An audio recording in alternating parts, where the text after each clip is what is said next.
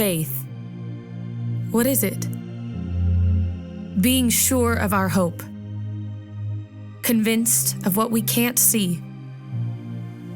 By faith, we understand the world was set in order at God's command. By faith, Abel offered God a greater sacrifice than Cain, and for his faith, God commended him as righteous. By faith, Noah trusted God and constructed an ark for the deliverance of his family. By faith, Abraham was willing to sacrifice Isaac, his only son, believing God would still fulfill his promises. By faith, Moses chose to be mistreated with the people of God, rather than enjoy sin's fleeting pleasure. By faith, God's chosen nation crossed the Red Sea on dry ground and praised him as it swallowed up the Egyptians. By faith, Rahab the prostitute escaped destruction because she welcomed the spies in peace.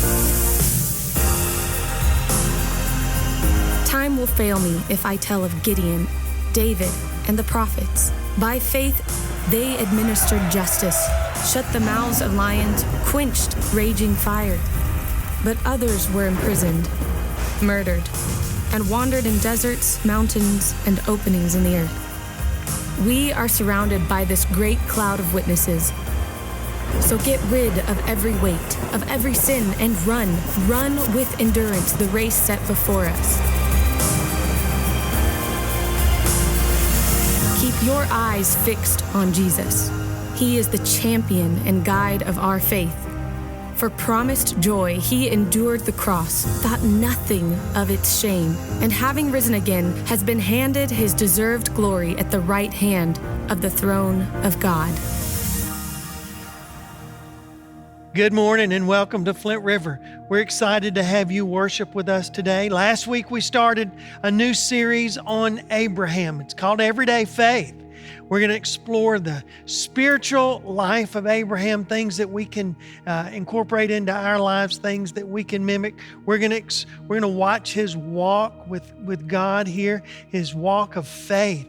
Because in Hebrews chapter 11, in God's hall of fame, some people call it a hall of faith, more space is given to Abraham than to any other personality that's there.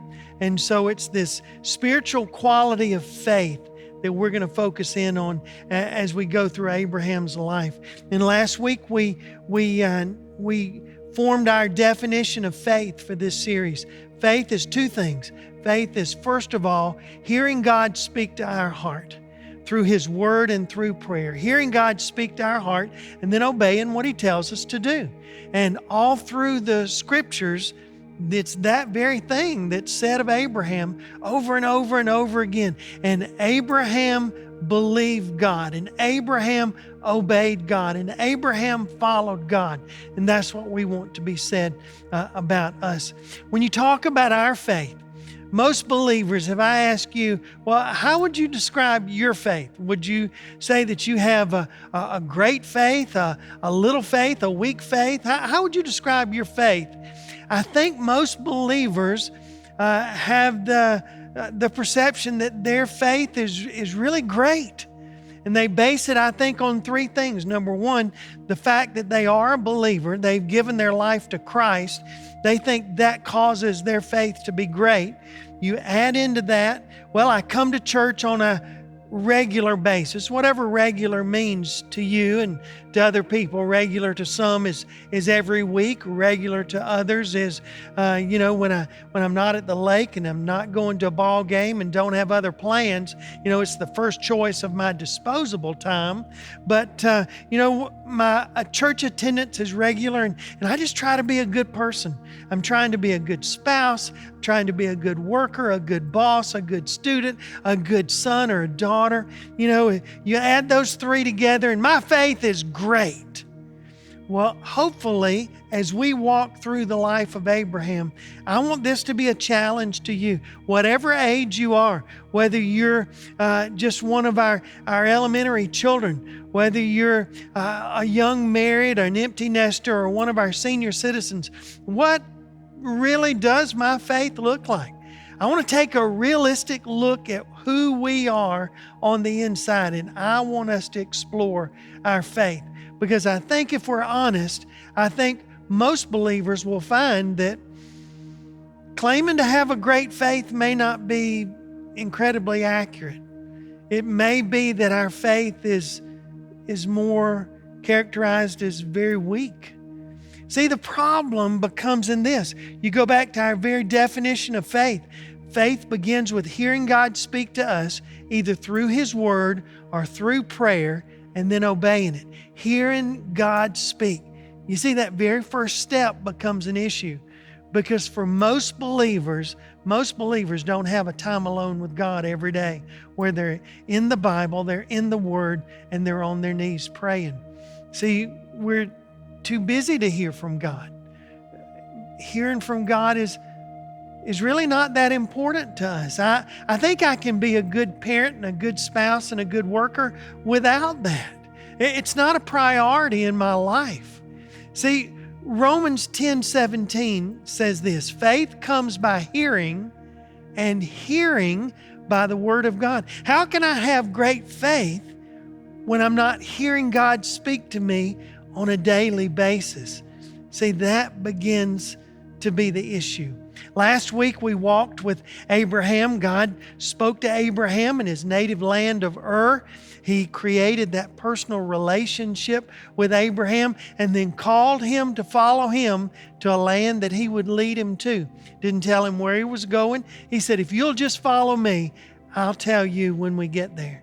And Abraham left on a 1,500-mile journey up through Iraq and down through Syria, down into Israel, which was then known as Canaan.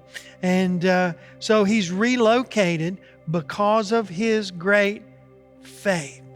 Wow. This week, as great as last week was for Abraham, the pendulum is going to swing the other way today, because we're going to look at one of the saddest periods of time in Abraham's whole life.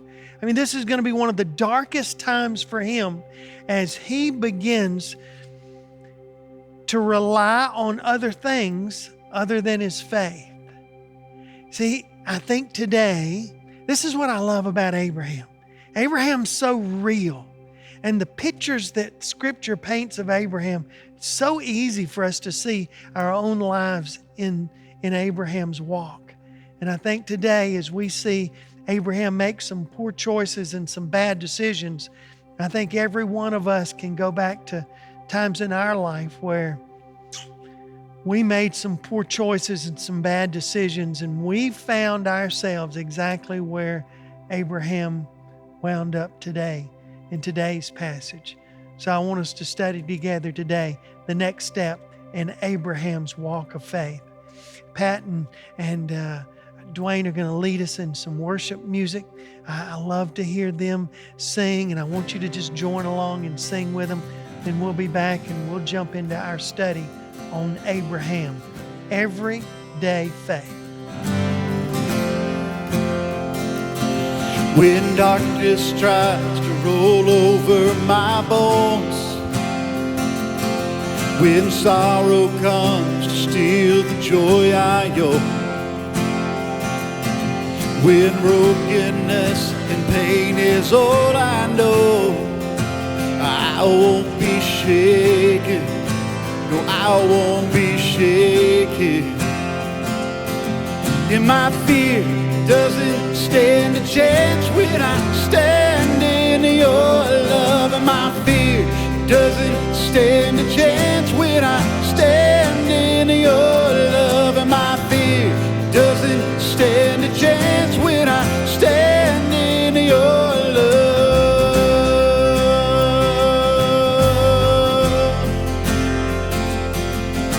Shame no longer has a place to hide. I am not a captive to the lie. I'm not afraid to leave my past behind, and I won't be shaken, and I won't be shaken. And my fear doesn't stand a chance when I stand in your love. And my fear doesn't stand a chance when I stand in your love. And my fear doesn't stand a chance when I stand in your love.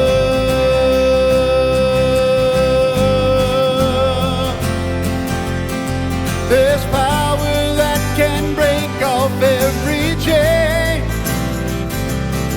There's power that can empty out the grave.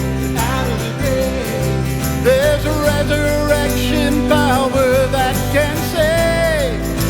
There's power in your name. There's power that can break off every chain.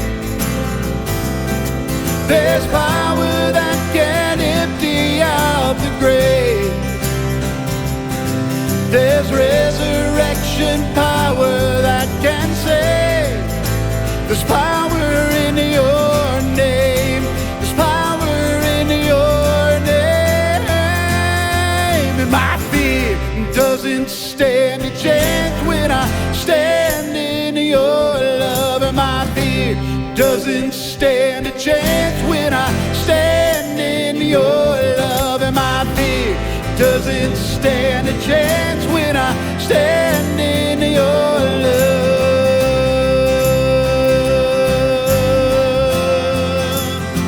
Oh, my fear doesn't stand a chance when I stand in your love. And my fear doesn't stand a chance when I stand in your love. And my fear doesn't stand a chance when I stand in your love.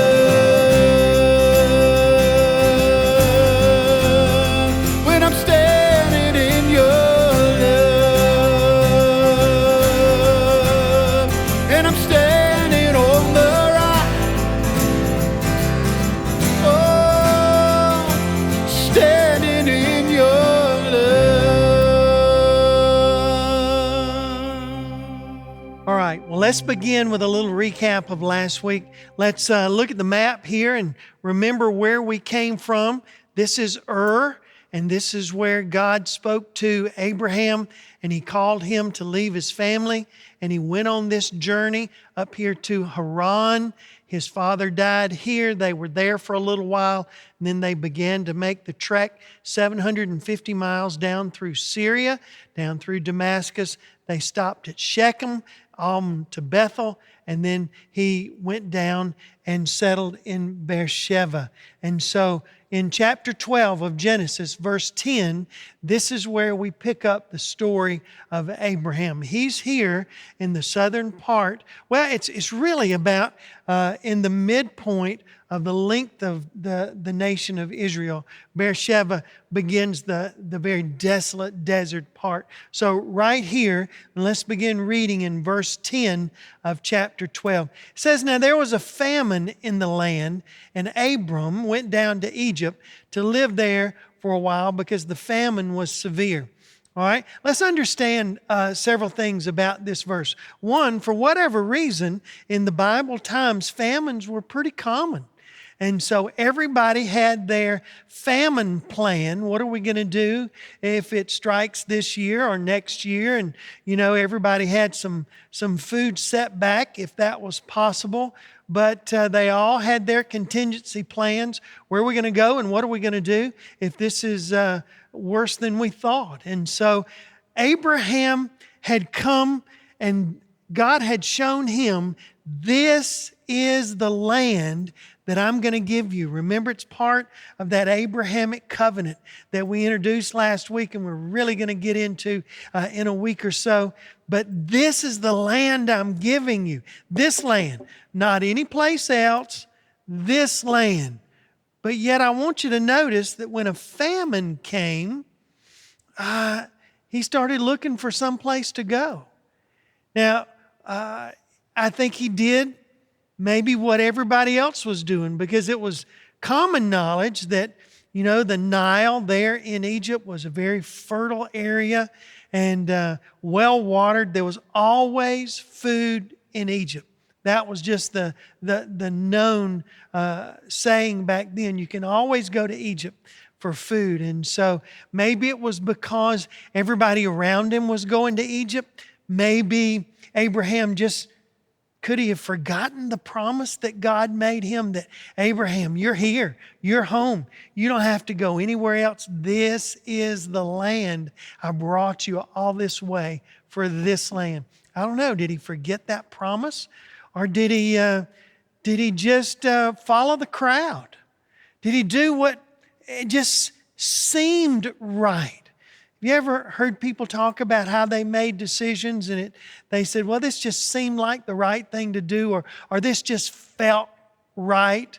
Well, I'm not sure exactly what the cause was, but Abraham decides, well, he's leaving this land that God brought him to go in search of some food.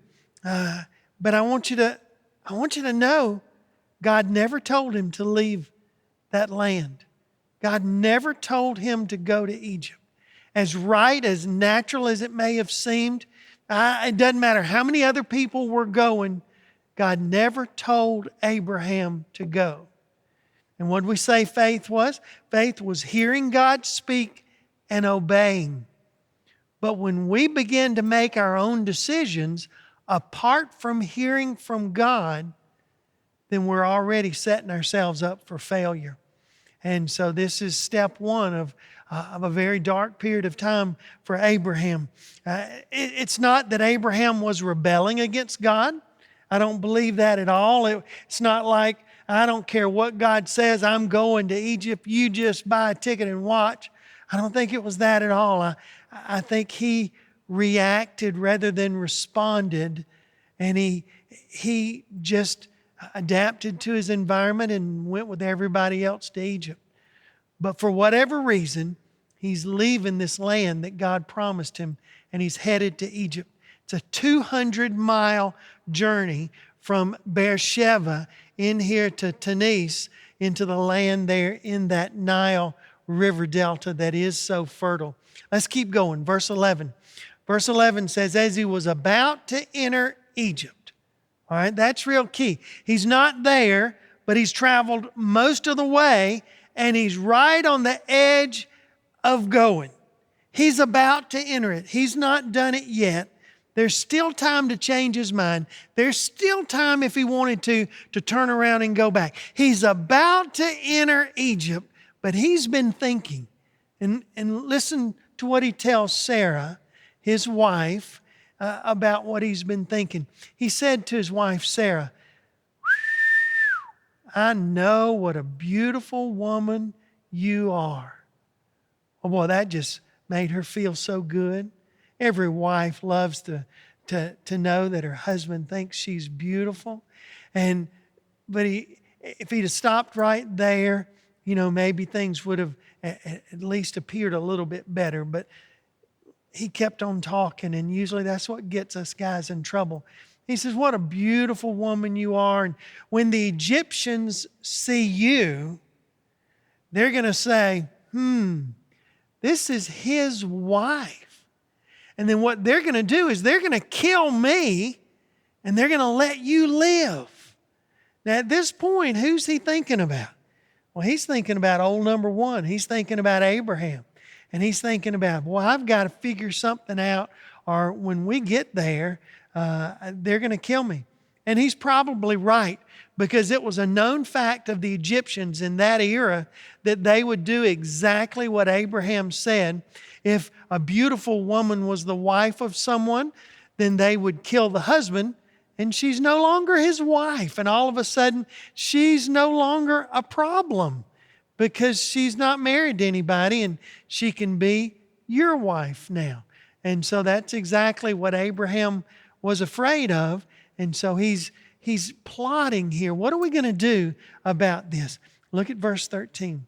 Say that you're my sister. Oh, well, now is that just a bold-faced lie? she is his sister. She's his half-sister. His father, Terah, was the father of both Abraham and Sarah. They were born of different mothers, but the same father. So she is his half-sister, but they're married, and she is more than a half-sister. She's his wife. But do you hear the deceit in this? Listen to the thoughts that's going through Abraham's mind. Say that you're my sister. Why? So that I will be treated well for your sake, and my life will be spared because of you. He's not worried about Sarah. He's not really given any thought to Sarah. He's worried about Abraham. His selfishness is becoming so real and so apparent. He is living and thinking and planning and plotting for only one person, and it's himself. Look at verse 14. When Abram came to Egypt, the Egyptians saw that Sarah was a very beautiful woman. Oh, just like he said they would. And when Pharaoh's officials saw her, they praised her to Pharaoh, and she was taken into his palace, just like Abraham was afraid of. Now, here's the thing. If you remember back, this is some centuries after this. You remember Esther? When she was taken into the palace of the king? When those events happened, they're not immediately given to the official, to the king, to the Pharaoh as their wife. They are entered into a beauty process. Remember, Esther went through this year-long process of the oils and all these beauty products to get her ready to present her to the king. Well, the same thing was true in Egypt with the Pharaoh. She entered a beauty program, so she was not given to Pharaoh yet, but she had been taken and entered into his program. And so verse 16 says, he treated Abraham well for her sake. See, here's the legal parameters here. Because he's her brother, brothers are looked at as the legal guardian of a sister if there's no father. And so by Sarah identifying Abram as her brother, then Pharaoh negotiated with the brother about the marriage dowry, about the negotiations, about the price. And so Abram was treated well, and he acquired sheep and cattle. Look at the list of things that Pharaoh gave Abram in order to have Sarah. Sheep and cattle, male and female donkeys, not just donkeys. But do you notice how specific this is? Male donkeys were very common, but this specifically lists female donkeys because they were more domesticated. They were a more comfortable ride. They could be controlled so much easier than a male donkey. I mean, it was a status symbol to have a female donkey. And Pharaoh gave Abram many female donkeys, male and female servants, and then the last thing, another sign of dignity and wealth was camels. Because you see, camels were they had just begun to be domesticated, just begun to have been broken and available to be ridden and not just to be raised and everything. And so Pharaoh made Abram a very rich man. But in the process, Abram lost his wife. In the process, she's being groomed to be given to Pharaoh. Abram has sold her purity for his life. Oh, that's Abram's gone a very dark path here. Look at verse 17. But the Lord inflicted serious diseases on Pharaoh. All right, watch this. God's been very quiet in these events that have led up to this point in the story. You've not heard God talk to Abram. You've not seen him build altars to God. In last week's lesson, he proclaimed the name of the Lord in the midst of all the pagans where he was with the Canaanites and the Perizzites. You never saw that. So has God been absent? I guess the bigger question is do you think Abram's getting away with walking away from God? Is Abram getting away with turning his back on God and his wife? Is he getting away with sin? And here in verse 17, right off the bat, right in the very beginning, you see that God's very aware of what's going on. God's not been absent for a minute, and He's about to become very active. The Lord inflicted serious diseases. These diseases, some translations will use the word plagues, but plagues, diseases, they were all different types of skin diseases. And the way the Hebrew is written here and the words that's translated into English, serious, is painting a picture that these just aren't little bumps or just a minor rash. These are very severe skin diseases that everybody's got on Pharaoh and his household. Everybody in Pharaoh's house, in the palace there, has now gotten these serious diseases because of what? Abram's wife Sarah. Because of implies that she didn't have the disease. She was the only one in the whole palace. She was the only one in this whole beauty school who was still clear of any kind of disease. Boy, that opened up a lot of conversations. Well, what's going on here? Why has everybody got these diseases, these plagues, but you? What's going on here? What's different about you? Why has your God done this to us and not you? Well, look at the next verse. Pharaoh gets involved. Pharaoh summons Abram. What have you done to me? Well, how did Pharaoh connect all of this to Abram? Well, he's not been around Sarah. He's not seen that she was not inflicted with the diseases. How did he know what was going on? Well, the beauty school servants obviously confronted Sarah and said, you've got to tell us what's happening because this is very serious. And then they relayed that on to Pharaoh and told him what was going on. So he connected Sarah and Abraham. She must have confessed that she was more than just a half-sister. She was his wife. And look, in this verse and the next verse, Pharaoh asked Abram twice. Go back to 18. Why have you done this? Why? What is it that you've done? What have you done to me? He said, why didn't you tell me she was your wife? Real key there, the why, but the your. She's still at this point Abraham's wife. She's not been given to Pharaoh. She's in the beauty program. She's being prepared for Pharaoh, but she's not Pharaoh's wife yet. Look at verse 19. Again, he asked him why. Why did you say she is my sister, so that I took her to be my wife? So here is your wife. He realizes, you know what? Boy, I made a bad choice here. But she's not been presented to me. She's still your wife.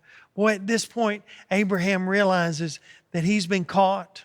He's being confronted by the most powerful Pharaoh. And at this point, Abram has no clue that Pharaoh's not about to kill him for what he's done. I've deceived you. We've played a trick on you. We've been very deceptive with who we are and who Sarah is. He does not know that he's about to be executed. And so twice Pharaoh confronts him with the word why. Why have you done this to me? And if you noticed in both of those last two verses, Abraham didn't have an answer. What do you say? He's been caught. Abraham made some very poor choices about coming to Egypt and lying to Pharaoh and being so deceptive that she's just my sister and negotiating and taking all the gifts that Pharaoh's given him. This does not sound like the great hero of faith that we met last week. This is a dark time in Abraham's life. He's really bottomed out. He's living not a life of faith, but he's living as if there's no God at all. You know the term that we use for that? Abraham is living the life of a practical atheist. We'll come back to that in just a moment, because many times I think that's very common of us as believers. Our life of faith doesn't show, and we digress to a life that doesn't portray that there's any God in control of our lives, and we live the life of a practical atheist. We'll talk about that a little bit more in just a minute. But boy, Abraham has really gotten himself into a lot of trouble. He's been confronted by Pharaoh. He's been humiliated. He's been shamed. And now, here's your wife, take her and go. Verse 20, he's getting kicked out of the nation of Egypt. Pharaoh gave orders about Abram to his men, and they sent him on his way with his wife and everything that he had. Oh, well, Abraham was scared to death, but he wasn't executed. He was allowed to live. He was sent out of the country. And so you've got to wonder, well, did Abraham get away with all this? It kind of seems like he did. He lied and he wasn't killed, and he was given all these presents, and he was allowed to keep them, and didn't even have to give them back. Now he's leaving. He's been shamed, but hey, my feelings can get better. Did I get away with it? Well, here's the thing to always remember. You never get away with sin. You never get away with sin. Abraham didn't all those centuries ago. 4,000 years ago, Abraham didn't get away with sin. And even today, we never get away with sin. There's always a price to pay for sin. Well, a little shame, a little humiliation, that doesn't seem like a big price. Well, it goes a little bit farther than that. Yeah, he was humiliated, and yeah, he was shamed, but he walked out of there as a liar. He walked out of there as a silent believer, a camouflaged believer, a believer that just wanted to fit into his surroundings and not stand out, not identify with the God that he had a relationship with. Never speak a word about the God that he had given his faith to. He's just kind of meek and mild, and he's walking out with his head down. His relationship with Sarah has to be damaged. How could it not be damaged? How could she not have her feelings absolutely bitter toward Abram and devastated? Here's her husband that to save his life, he sold her. He sold her purity. He sold her future. He sold her life and their marriage just so that he could stay alive and he could save his skin. And you're telling me that now as they're leaving Egypt on a 200-mile walk back to Beersheba, that everything's great? Would you have liked to have walked next to Ms. Abraham for 200 miles? You talk about a cold shoulder. You talk about the silent treatment. There's a lot of devastated feelings that she's dealing with and that you're going to have to deal with. Your reputation in Egypt is totally ruined. You can never go back there, and Abraham never does.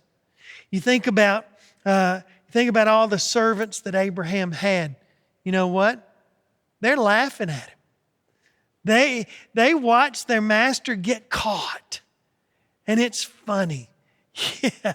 Oh, this great and mighty man, Abraham. Oh, servant of God, man of faith. Look at him now. Boy, that's so humiliating.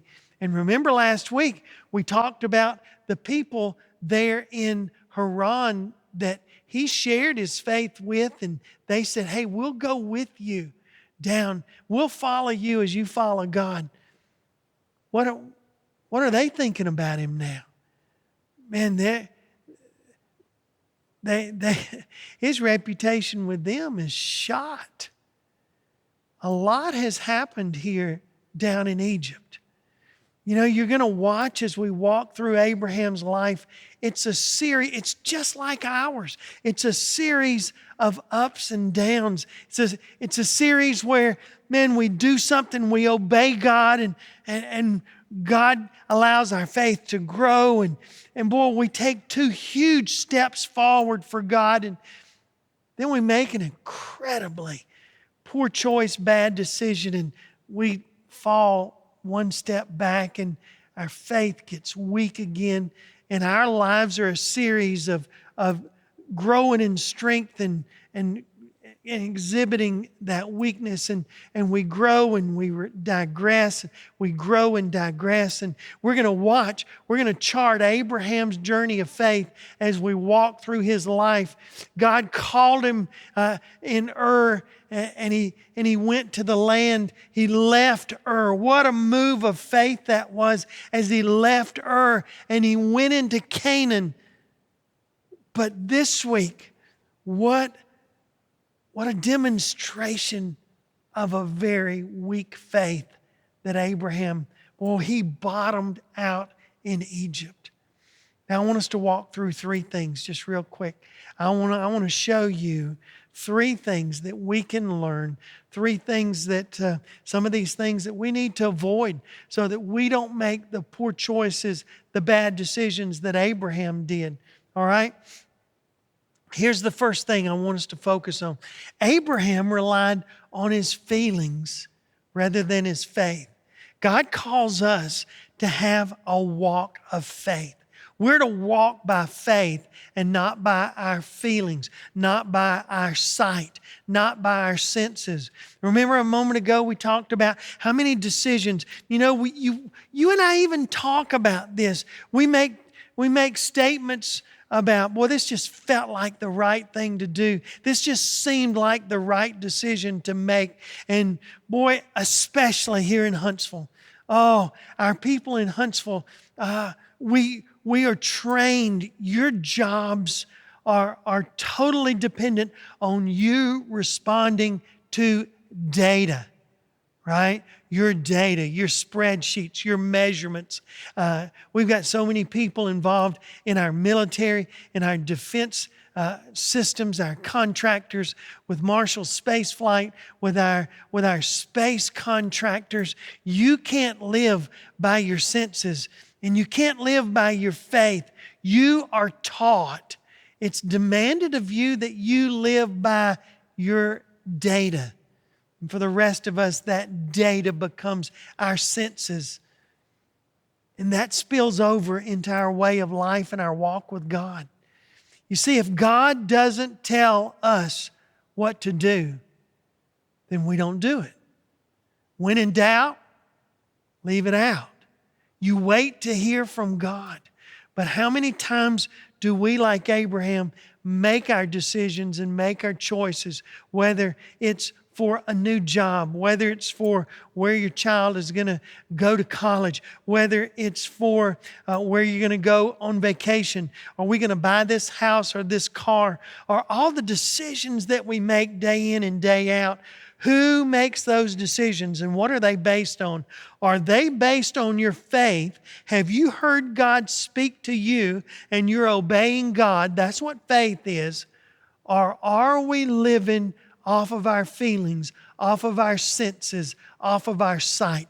Do we walk by faith or do we walk by sight? See, here's what I fear for us as believers. See, I think our concept of failure is when somebody really bottoms out. You know, I go through a point in my life, maybe it's a tragedy, maybe it's a crisis, maybe it's the result of a decision. But you know what? I absolutely hit bottom. My life is broken. Maybe I lose my job, maybe I don't. Maybe my money is gone, maybe it's not. Maybe I lose my marriage and my family, maybe I do, maybe I don't. You know, whatever concept of hitting bottom is in your life, you know what? As long as I don't do that, I've not really failed. But here's what I want you to see in your spiritual walk with God. When you and when I make decisions and choices without hearing from God, when we make decisions based on our feelings or our data and not the voice of God speaking to us through His Word and through prayer, then we've already set ourselves up for spiritual failure. And we may not hit bottom the way that you view hitting bottom. But I want to offer you this, that missing God's best is as big of a failure as hitting bottom at 100 miles an hour. Whether you lose your job, your wealth, your family, your house, or whether you just simply miss God's best. Because there are a lot of believers that are listening to me this morning that are spiritually failing. You've missed God's best in your life, but you still have a good job. You still live in a nice house. You still have a wonderful family. You don't feel like a failure, but spiritually, yes, you are, because we are operating not out of faith, but out of our feelings. That's why it's so important. Every day, whether you're one of our elementary students or our teenagers, our young married, empty nesters, senior citizens, you have to have, if you're a believer, you have to have a time alone with God every day. You have to be listening and allowing God to speak to your heart and your life through His Word and through times of prayer. And if you're not hearing God speak, failure is just a step away. Because how do you know what to obey? And if you're not hearing and you're not obeying, your faith is incredibly weak, and you have no other option but to exercise that weak faith, and failure is one step away. Here Abraham is. What a great man of God we saw last week. What an incredible spiritual failure he is this week. Failure is just one step away. How's your time alone with God? Do you have one? More less than 10%, if you go by some of the research, some of the studies, some of the polls that have been taken, less than 10% of people who call themselves believers get alone with God every day. Well then, if they're not hearing from God, how can they possibly obey? If they're not hearing and not obeying, how can their faith be anything but just as weak as water? And how can they be anything but a spiritual failure? My dear friends, it's so important to hear from God. Let me talk to you about a second thing. When Abraham told Sarah to lie and to say that she's his sister, he chose to compromise. Well, it wasn't a bold-faced lie. It was just a little white lie. It was just it was kind of the truth and kind of not true. And you know what? There was, she is my sister technically. And so I didn't just out and out lie. It's that compromise that is so evident of a weak faith. How do you know if your faith is weak or strong? Look in your life and find areas where you compromise. Compromise is just, it's not when you do something major. It's not a major step of disobedience. It's just that little tiny step that's just a little bit off from what God expects of you and I as a believer. And because it's just a little bit off and it's not something major, then we think that there's nothing that wrong with it. I mean, it's not like I murdered somebody or committed adultery or robbed a bank. I mean, it was just a tiny white lie. It was just stretching the truth a little bit. I mean, it's not that bad. It's not one of the big sins. But folks, those little steps of compromise, you know what comes next? Another little step. And another little step, tiny little steps, and another little steps. And before long, you have moved far away from God and you don't even realize it because those steps were so small, so minute, and you never felt yourself distancing from the Father. Your relationship now has a gap in it. And that gap, what separates you from the Father, is this gap called sin. Oh, well, I thought Abraham was getting away with his sin. We've already talked about that. You never get away with sin. There's always a price to pay for sin. And Abraham, remember we talked a while ago, he was living the life of a practical atheist. See, I think whether it's you or whether it's me or other believers, when we wear the name tag of believer, when you and I identify ourselves as a believer, a child of God, we've given our lives to Christ, we've called on Him for salvation, but yet there's things, there's areas, there's decisions, there's parts of our lives that don't reflect Christ, then you and I are living the life of a practical atheist. In that respect, there's nothing different in our lives than there is in the life of somebody that doesn't even know Christ, doesn't walk with Him, has no desire to reflect Christ. We're practical atheists. Wow, that choosing to compromise is something that's bigger than we'll ever realize in our life. And those are just the steps that's leading Abraham down this road of spiritual failure. You know, we always think, and I think you and I have probably said this at times, I know to ourselves and maybe even to other people, we take these little steps and we know that it's not right. It's not real big, but it's not the best. And we say, well, you know, I know that's probably wrong, and I know that God probably doesn't approve of that, but I think God understands. I want you to know something. Listen really well. No, God doesn't understand when we sin. When we turn our back on Him and deliberately choose to compromise, when we deliberately live an practical, atheistic life, no, He doesn't understand. That's what separates us from God. It's our sin that separates us from a holy, loving God. It's that sin that breaks our fellowship with God. Look at the next step that Abraham did. You know, he began by making decisions based on his feelings. Then he chose to compromise. But boy, was he disciplined by God. You know, we've already made the statement, you never get away with sin. There's always a price to pay for sin, whether it's big or whether it's little. You know, there's always a price. The only way, one of the writers said this week, the only way that sin works in the life of a believer is if there was no such thing as tomorrow, because there's always a price to pay. We talked about his relationship with his wife, his reputation in Egypt. We talked about his standing with his servants, with the people that were looking to him as a great man of faith, man of God, and how all of that was destroyed.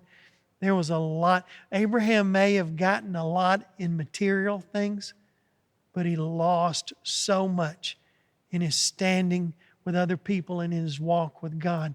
It wasn't worth it. wasn't worth it for one instant. I heard this a long, long time ago, and I've never forgotten the pastor that shared this. He said, when a believer chooses to sin, always remember that that sin will take you farther than you ever thought you would go. Well, I'm just going to take a step. It's just a small decision. I'm just going here. I'm just with these friends. It's just a friendship, right? I mean, nothing's wrong. It's just a friendship. Sin will always take you farther than you ever thought you would go. Sin will always keep you longer than you ever planned to stay. Scripture even says there's pleasure in sin for a season, and then it catches up to you. And it caught Abraham, and it catches up to me, and it catches up to you. It'll always take you farther than you wanted to go. It'll always keep you longer than you planned to stay. And it will always cost you more than you ever thought you could pay. You never get away with sin. In the life of a believer, it's brutal. It breaks our fellowship with God. In the life of Abraham, you saw the graph. Man, it went straight down. He became a spiritual failure in this episode, in this experience down in Egypt. What a dark time that was for Abraham. And you and I, our lives, our walk with God as believers is going to mimic this walk of Abraham. You're going to see times where we're growing in our faith, where our faith is strong, we're obeying God. And then you're going to see times in our lives where I didn't follow God. I wasn't faithful to what He'd asked me to be. I didn't obey Him when He spoke to my heart. And boy, now I'm really heading down. My faith is incredibly weak. My challenge to you today is this. Could we open our eyes and get a realistic look at our faith? Is our faith really as great as we think it is? Is it as strong as we like to believe it is? Or is our faith incredibly weak? Weak because we're not obeying. Well, how can we obey if we're not hearing? How can we hear if we never are alone with God every day? If we're never spending time alone with God in prayer? How can He speak to our heart? Faith comes by hearing, and hearing by the Word of God. Romans 10:17 that we looked at in the very beginning of our lesson today. Here's my challenge today. God, show us where we are. Show us our faith. Give us a real clear look at our faith. Number 2, God, we've got to re-engage. We've got to get involved in hearing You speak to me. This is true in our children's lives. You know what, Mom and Dad, if you've got a child who's given their life to Christ, I want you to help them have a time alone with God every day. And depending on their age, it may start with a Bible storybook. It may start with a very children's Bible written in very simple words. Help them read. Help them learn. Help them apply. Get them used to, at a very young age, hearing God speak every day. Our teenagers can take a little bit more in-depth approach. You can get a Bible that's written a little bit on your age scale, and more maybe adaptable to your lifestyle as a student, as a teenager. For our adults, man, you've got to get in the Word of God and in prayer every day. Well, that's what's keeping you from being a spiritual failure, is hearing and obeying God's Word. A strong faith will keep you from spiritual failure. You know what? You've got to evaluate your choices. What areas are you compromising? What areas are you making those little bitty tiny poor choices and bad decisions? What areas of your life don't reflect Christ, don't reflect the life of a believer? What areas in your life are you living the life of a practical atheist? There's nothing in this period, in this crisis, in this part of your walk with God that reflects Christ. And the last thing is this. Maybe you're being disciplined by God. Maybe you're going through a time where you've really bottomed out. Whether you've hit bottom and you've experienced a brokenness, or whether you've just realized God showed you, you know what, maybe you're affluent, maybe you've got a great family, great home, maybe you go on great vacations, everything's working for you, but you've missed God's best. Can I tell you that you're as much of a spiritual failure in your walk with God as if you had lost it all? And my call to you today is this. There's a price to pay for forgetting God. Abraham didn't rebel against God. He just forgot to include Him in his life, in his walk, in his decisions. Where are you today? You know, is this you as a believer? If so, boy, my call to you is this. You need to get alone with God, and you need to say, God, how I have failed you. God, I need to come back. God, change my life. God, I want to be restored. I want to be renewed. God, I confess my sins to you. God, would you forgive me for living life on my decisions and on my feelings and not on what you're telling me to do? Would you forgive me for living a life that's not coming straight out of your word? God, I'm sorry. You know what? There's people that are listening this morning. You know what? You can't pray that prayer because you've never given your life to Christ. You're an absolute failure. You're not just a spiritual failure, but you failed in your life by not giving your life to Christ. What value is it?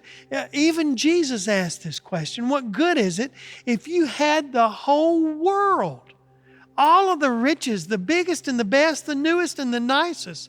What good is that if you die and go to hell?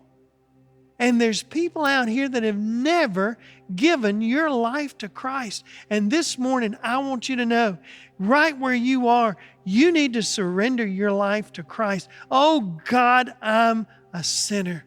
God, I'm a failure. God, I'm so separated from you. Lord, I'm living my life based on my data. I want to give my life to you this morning. Would you forgive me? God, thank you for loving me. Thank you that you love me enough that you went to the cross and you died just for me so that I could have forgiveness available to me. You rose from the dead to prove you're exactly who you said you are. And God, I want to take that offer of forgiveness this morning. God, I give you my life right now. And I challenge you to pray that prayer right now. If you've never given your life to Christ, that needs to be the decision that you make today. What's God telling you to do? What are you going to do about it this morning? Would you pray with me? Father, I pray that you've spoken to our hearts today. I pray that we've been able to see ourselves in the life of Abraham this morning, the good, the bad, and the ugly. God, that we can learn from that. God, that we can turn from our sins.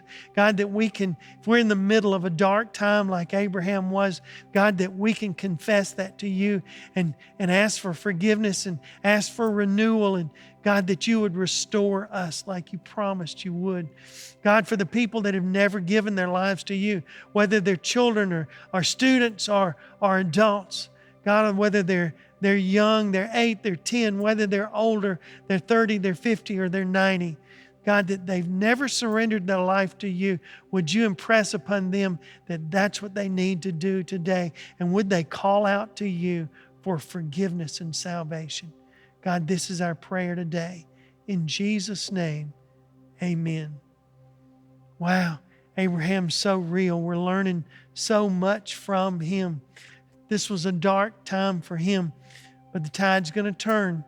Next week he's going to turn this around.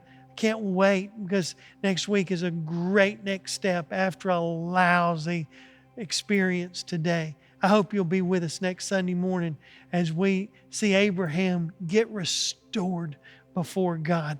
Oh, it's going to be so exciting.